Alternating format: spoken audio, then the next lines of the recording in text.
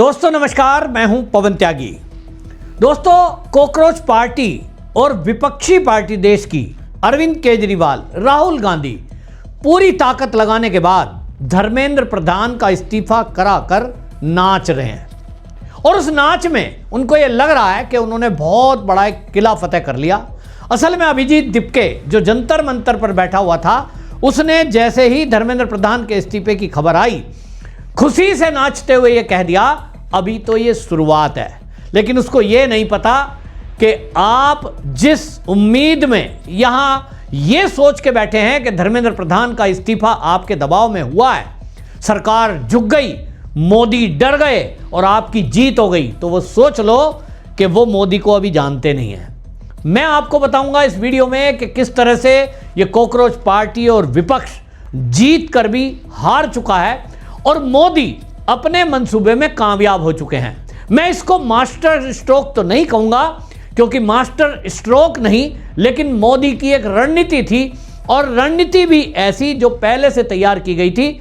और जो अंदर के सूत्र हैं, मेरे जो सोर्सेज हैं, उसके हवाले से मुझे पहले ही पता लग रहा था कि ये जो धर्मेंद्र प्रधान है, इनको एक बड़ी जिम्मेदारी संगठन की दी जानी है, क्योंकि देश के अंदर सबसे ज्यादा महत्वपूर्ण विधानसभा का चुनाव होने जा रहा है और उसका नाम है उत्तर प्रदेश।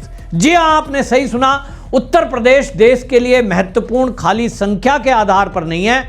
वहां के जो मुख्यमंत्री हैं वो हमारे देश के भावी प्रधानमंत्री हैं, भावी पहले गृह मंत्री होंगे। और इसीलिए मैं आपको पहले से बताया आता हूं कि जो ये योगी आदित्यनाथ हैं, ये केवल भारतीय जनता पार्टी का एक चेहरा नहीं है, ये खाली एक मुख्यमंत्री नहीं है, ये भविष्य के हिंदू राष्ट्र के प्रधानमंत्री और सनातनी प्रधानमंत्री होने जा रहे हैं। अब यूं तो आप कहेंगे सनातनी तो मोदी जी भी हैं, बिल्कुल, लेकिन भगवाधारी, आजन्म ब्रह्मचारी और भ्रष्टाचार पर जीरो टॉलरेंस, बदमाशी पर बुलडोजर एक्शन और बुलेट एक्शन दोनों करने वाले ये जो योगी आदित्यनाथ हैं, आप कल्पना करिए कि जिस दिन ये प्रधानमंत्री देश के होंगे, कैसे फैसले होंगे। और इसीलिए आपको बता दूं, पूरी भारतीय जनता पार्टी, राष्ट्रीय स्वयंसेवक संघ और उससे जुड़े हुए बाकी संगठन इस पूरी ताकत के साथ उत्तर प्रदेश के विधानसभा चुनाव में योगी आदित्यनाथ के लिए रणनीति बनाने पर जुट चुका है कि किस तरह से वहां अधिक से अधिक सनातनियों को वोट डालने के लिए प्रेरित किया जाए, कैसे लोगों को घरों से निकालकर बूथ तक पहुंचाया जाए। वहीं योगी आदित्यनाथ दिन रात परिश्रम कर रहे हैं, जिले जिले का भ्रमण कर रहे हैं और इसीलिए सबसे ज्यादा महत्वपूर्ण है उत्तर प्रदेश का चुनाव।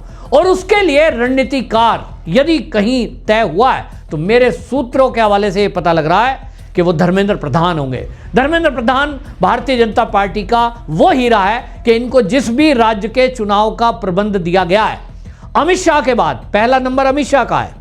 अमित शाह यदि किसी स्टेट की जिम्मेदारी ले लें तो अभी हमने देखा है कि जो बिहार का चुनाव, उसके बाद हमने देखा सबसे ज्यादा महत्वपूर्ण बंगाल का चुनाव, उसका रिजल्ट जो आया है अमित शाह जी की रणनीति के कारण। लेकिन उन्हीं की टीम का हिस्सा ये धर्मेंद्र प्रधान है और धर्मेंद्र प्रधान के नाम वो रिकॉर्ड है जो कभी कहीं पब्लिश नहीं होते, क्योंकि ये पार्टी की इंतरिम रिपोर्ट होती है कि उनको जो जिम्मेदारी दी जाती है उसको वो पूरा उठाते हैं। अब ऐसे में इसी में यूजीसी को लेकर के जिस तरह से उनका विरोध हो रहा था, यूजीसी में जो विरोध हुआ उसमें संघ भी नाराज, संघ के स्वयंसेवक क्योंकि नाराज।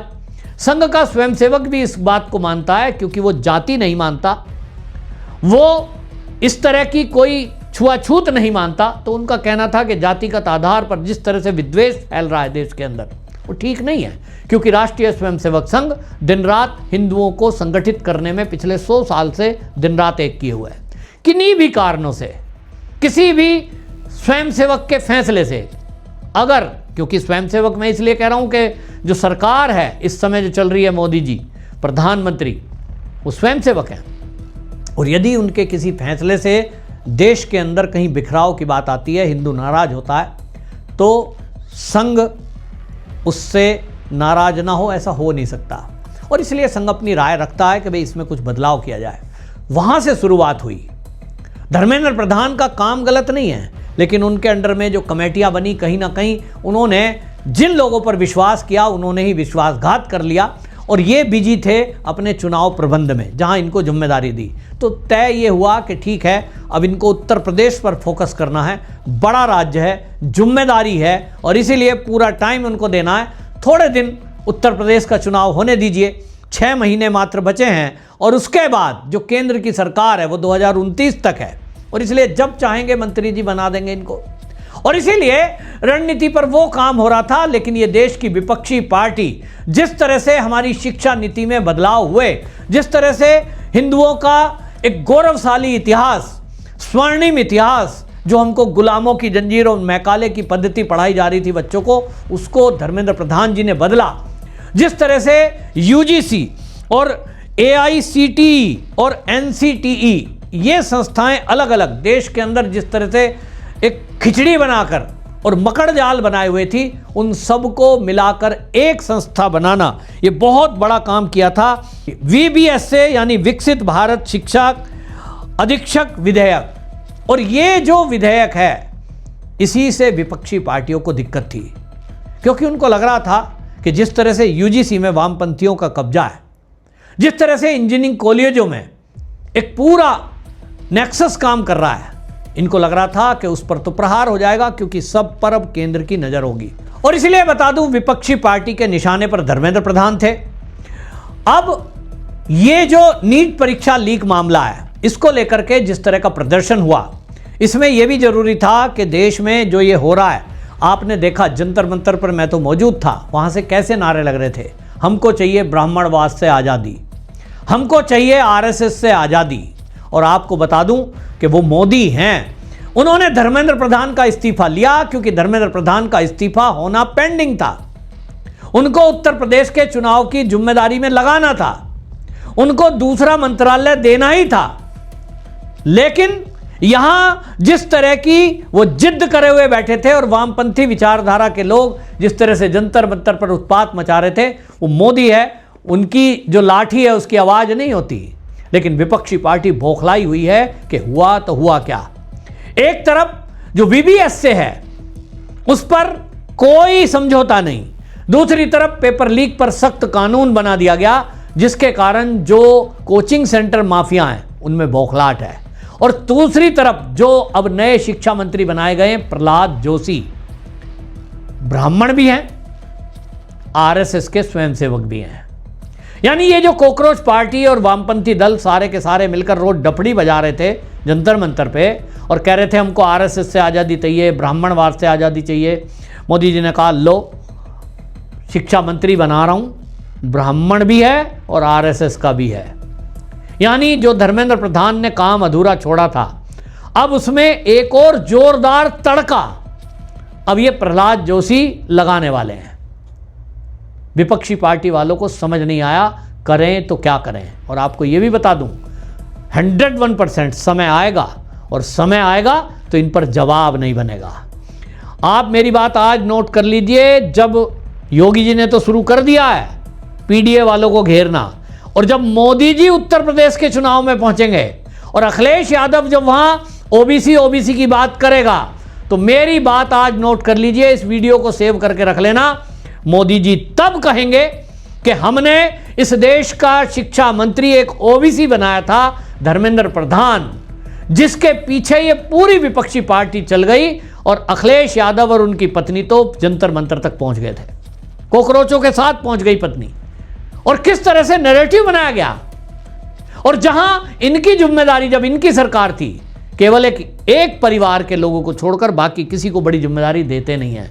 और इसलिए ये जिस तरह की बात है, इसमें कांग्रेसी उनका तंज कस रहे हैं, लेकिन भारतीय जनता पार्टी ने जब धर्मेंद्र प्रधान संसद में पहुंचे उनका स्वागत किया, और जब स्वागत किया तो कांग्रेसियों ने तंज कसना शुरू किया।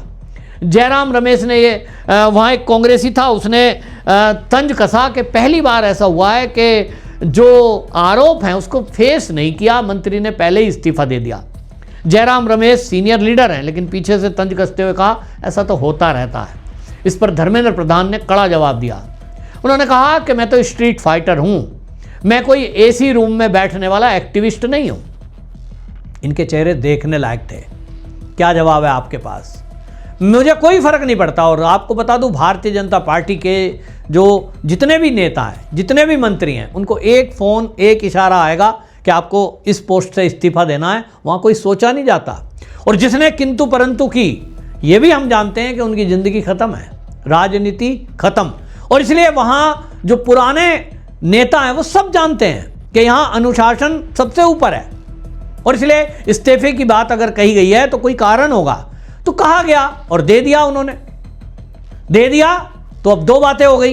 एक, आप आने वाले दिनों में देखेंगे इससे कॉकरोच पार्टी, अरविंद केजरीवाल, अखिलेश यादव, राहुल गांधी, ये सब एक्सपोज होने वाले हैं।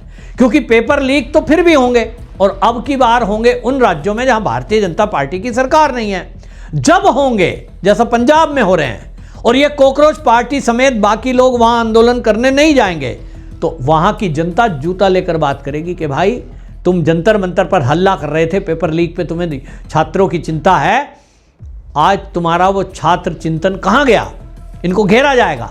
तो ये खुद ब खुद एक्सपोज होने वाले हैं। और यही मोदी के काम करने का तरीका है कि जो दुश्मन है देश के, या जो भी उनके खिलाफ नैरेटिव की लड़ाई लड़ रहे हैं, जो भी उनके खिलाफ षड्यंत्र करने की कोशिश कर रहे हैं, वो कुछ नहीं करते हैं, बस केवल उनके लिए टाइम देते हैं। और टाइम के बाद अपने आप ही जनता समझ जाती है कि इसमें मामला कहाँ है। तो आप देखेंगे कि ये जो कॉकरोच हैं, ये कॉकरोच एक्सपोज होने वाले हैं।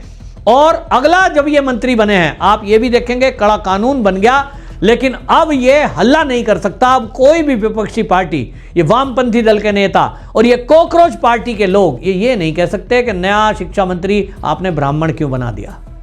क्योंकि अब मोदी जी कहेंगे आप इन्हें तो विरोध किया था, मैंने तो ओबीसी बनाया था। क्या गलती थी मंत्री की? यदि मान लीजिए, मैं पहले भी कह चुका हूं कई बार इस उदाहरण को, कि यदि कोई कंपनी का ओनर है, कोई मालिक है, कोई सीईओ है, वहां अगर कोई मैनेजर किसी गेट के चौकीदार से मिलकर कोई चोरी कर ले, और कल को कोई कहे कि एक मैनेजर ने चोरी कर ली, एक क्लर्क ने चोरी कर ली, गार्ड की मिलीभगत से चोरी हो गई साहब, तो ये जो कंपनी का ओनर है, इसको कंपनी छोड़ देनी चाहिए साहब।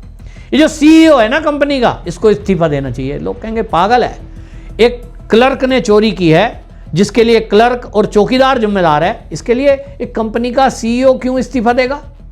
लेकिन देश की विपक्षी पार्टियों को ये समझ में नहीं आता। इनको केंद्रीय मंत्री धर्मेंद्र प्रधान को टारगेट करना था, उनसे इस्तीफा मांग रहे थे पेपर लीक को लेकर। जिम्मेदारी है, जिम्मेदारी उन्होंने ली, और जिम्मेदारी लेते हुए ही नीट की परीक्षा को तत्काल उन्होंने ठीक भी कराया और ठीक से उसका रिजल्ट भी आया। धर्मेंद्र प्रधान को क्या एक मौका और नहीं दिया जाना चाहिए था कि जब कड़ा कानून बनाकर वो इस पूरे माफियाओं के ऊपर कार्रवाई करने की बात कर रहे थे, तो भाई ऐसे में आप उनको बगैर टाइम दिए उनके इस्तीफे की जिद क्यों कर रहे थे? बहरहाल विपक्ष अपनी ही चाल में फंस चुका है, और कॉकरोच को तो समझ नहीं आ रहा कि वो नाचें कि रोएं, क्योंकि अब वो एक्सपोज भी हो रहे हैं। और दूसरा, जो उन्होंने उत्पात मचाया उनके साथियों ने, वो जो जेल के अंदर बंद है, अब उनको खुद को लग रहा है कि उनकी जिंदगी तो बर्बाद हो गई। भले ही केस वापसी के लिए सरकार वादा कर दे, लेकिन मैं दोबारा दोहरा दूं, हमारे देश का कानून है और कई वकील इस बात की तैयारी कर रहे हैं कि सरकार भले ही आदेश दे दे कि केस वापस ले लिए जाएं कॉकरोचों से, ये होने नहीं दिया जाएगा। मैंने अखिलेश यादव का उदाहरण दिया था कि आतंकवादियों से केस वापस लिए थे अखिलेश की सरकार में, अखिलेश ने, लेकिन वो इलाहाबाद हाई कोर्ट में चुनौती दी गई और वो केस वापस नहीं लिए जा चुके। ऐसे तो कोई भी सरकार अपने आंदोलनकारियों के और दबाव में केस वापस ले लेगी, तो ये कोई मजाक नहीं है। बहरहाल मोदी जी ने वो काम किया कि सांप भी मर जाए, लाठी भी ना टूटे, और विपक्षी पार्टी ना नाच पाए ना रो पाए। आपकी इस पर क्या राय? कमेंट जरूर लिखिए, वीडियो शेयर करिए। वंदे मातरम।